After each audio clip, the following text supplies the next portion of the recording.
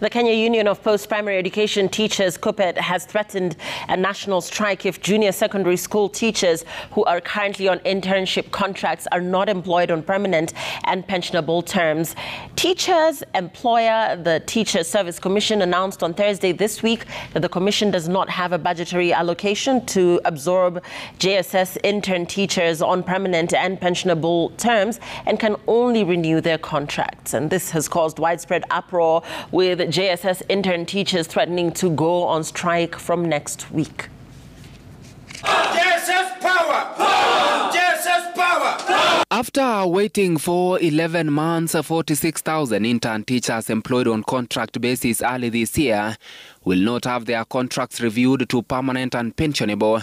This is after the Teacher Service Commission (TSC) ruled out the possibility of absorbing the junior secondary school teachers on permanent terms, citing lack of budgetary allocation. TSC CEO Nancy Macharia, while appearing before the Senate Committee on Education on Thursday, said the commission will only extend the current contracts of the teachers. JSS power!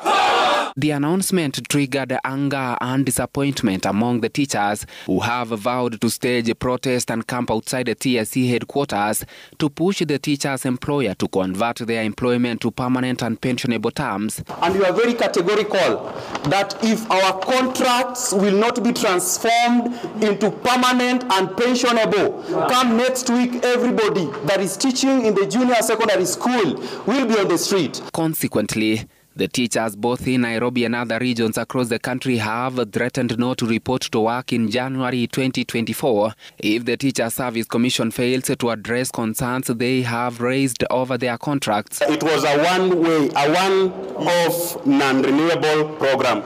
Now we don't understand what is happening now that we have to renew this internship. So we are saying as interns that we are not renewing it. We got shocked when we heard from the commission that it was planning to renew our contract. We are saying that we are not going to renew that contract. It is against the law.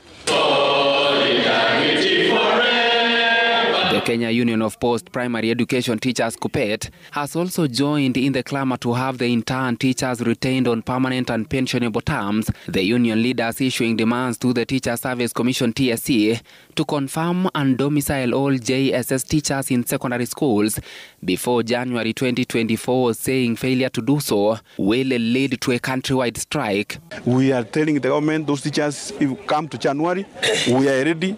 We are going to urge all our colleagues to stand in solidarity with the JSS teachers that they must be turned to permanent and pensionable. JSS had only grade 7 this year. Next year, there will be an additional class of grade 8, meaning the teachers' workload is expected to double. The current stalemate can only serve to make the future more uncertain for junior secondary school students. Ben Kirui, Citizen TV, Nairobi.